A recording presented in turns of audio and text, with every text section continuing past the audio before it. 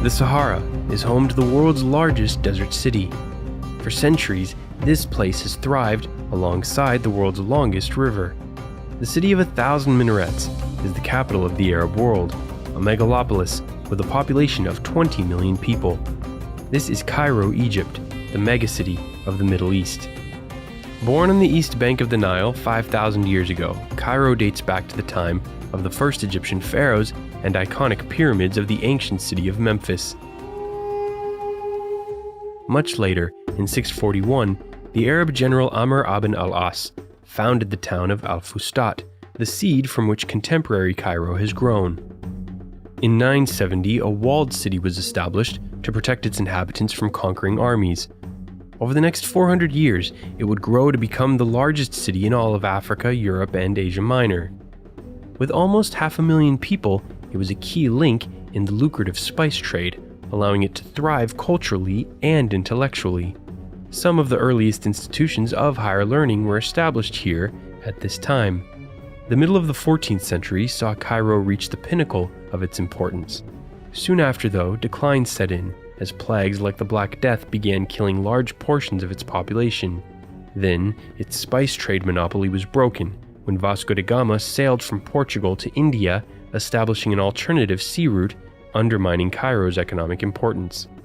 And, while under Turkish control, Cairo was relegated to just another provincial capital within the massive Ottoman Empire. Fast forward to the 1830s, when the urban growth that defines modern Cairo began. Influenced by the renovation of Paris, a European-style city was built to the west of the medieval core. Cairo entered its most rapid period of expansion in the 1950s, triggered by Colonel Nasser's revolution that ended 2,000 years of imperial rule in Egypt. That's when the city began sprawling northward into the fertile Nile River delta, consuming valuable farmland. This growth was fueled by improvements in transportation and industrialization. Things like flood control allowed the riverfront to be developed, and bridges allowed people to settle on the area's islands and west bank. Just like we've seen with the other cities in this series, Cairo's development eventually reached a point of critical mass where it suddenly became an attractive enough destination that people began arriving faster and faster and in larger and larger numbers. But unfortunately for Cairo, it was unprepared for this influx and couldn't grow fast enough to support them. Many of these newcomers had to make desperate choices about where to live. Today, 500,000 people live in the city of the dead, among row after row of tombs. More of Cairo's poor live in a place called Garbage City. Here, 70,000 Cairenes sort and recycle the 15,000 tons of trash that's created every day in the rest of the city. They actually provide a vital service and were even recognized as one of the most efficient sanitation operations in the whole world.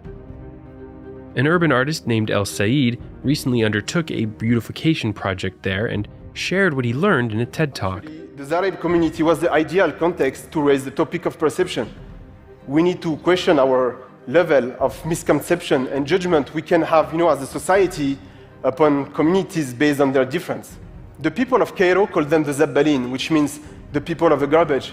But ironically, the people of Manshiat Nasser call the people of Cairo the Zabbalin. They say they are the one who produce the garbage, not them, But even if you've got a home in Cairo, it's often built on shaky ground. Developers frequently ignore or bribe their way past rules that limit buildings to a height of 6 stories because of the oversaturated Nile River Delta land that serves as the city's foundation.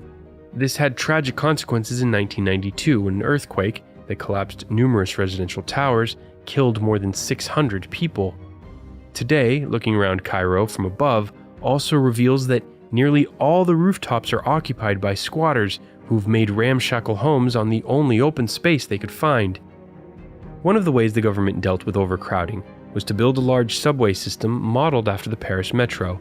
It now has 1 billion riders a year and has somewhat eased the brutal traffic congestion, but it brought the unintended consequence of encouraging even more people to move to the city. In response, the Egyptian government has tried to relocate people to gleaming new cities they are continually building on the outskirts of Cairo. But with bad transportation options to and from there, these cities become too expensive to move to and fall flat every time. 22 of these new towns already exist. Designed for millions and millions of residents, they collectively hold a little over 1 million. It seems the excitement and connectivity of urban Cairo will always be more attractive than a life lived in overpriced suburbs further out in the desert. But wealthy developers haven't gotten the message. They're driven by profit and prestige rather than doing what's best for Cairo. And Egyptian Housing Minister Mustafa Madbouli seems to be listening to them. He recently unveiled a $40 billion megaplan to build an entirely new capital east of the city. He argues the project is needed to ease congestion and overcrowding in Cairo. It attempts to follow in the footsteps of other purpose-built capitals we've seen, like Islamabad, Brasilia, and Canberra. At 700 square kilometers, it will be as big as Singapore and will aim to house at least 5 million residents. The project was originally led by the Emirati businessman behind the Burj Khalifa, although disagreements forced the Egyptians to turn to Chinese companies instead.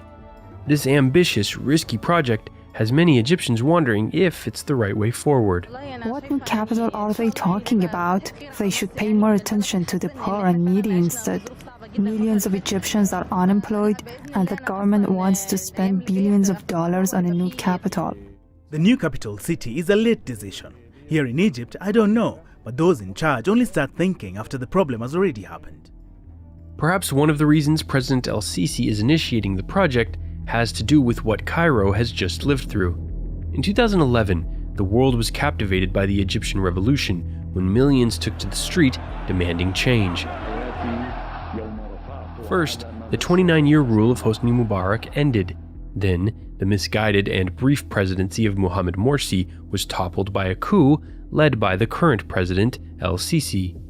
With a firm grip on power, it makes sense for El-Sisi to want to build himself a new capital, safely removed from the masses in Cairo, a city that is now home to nearly 1 in 4 Egyptians and is one of the fastest growing places in the world. In the next 30 years, its population is on pace to hit 40 million. One of the factors that's bringing so many people is climate change. While Cairo is removed from the coast, the Egyptian city of Alexandria isn't, and it's already feeling the effects of rising seas. NPR's Jane Araf recently traveled there to tell the story. Egypt is one of the countries most vulnerable to climate change. Eventually, entire neighborhoods could be underwater. The Nile Delta is crucial to Egypt. More than half of its crops are grown in that triangle where the Nile spreads out and drains into the sea. In farmland along the Nile, diesel pumps bring up water from the river for irrigation. Increasingly, seawater is creeping in. A coastline that is continually creeping inland will force more and more people to move to Cairo. This will amplify the pressure Cairo's leaders already feel. But solutions exist to manage its growth.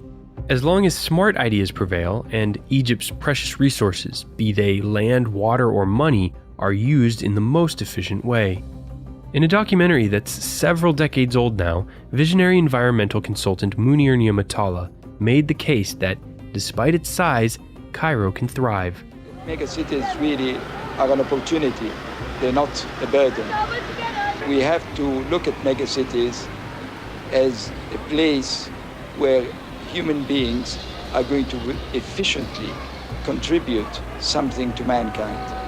The world now is not separated by national boundaries and cannot be separated by national boundaries, thank goodness. And that is very much because of megacities.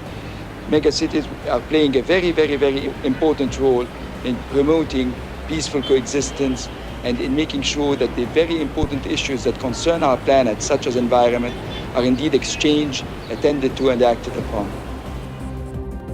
Thanks for watching. If you enjoyed this latest video in our Megacity series, give it a like and a share so others can discover it too. For TDC, I'm Bryce Plank.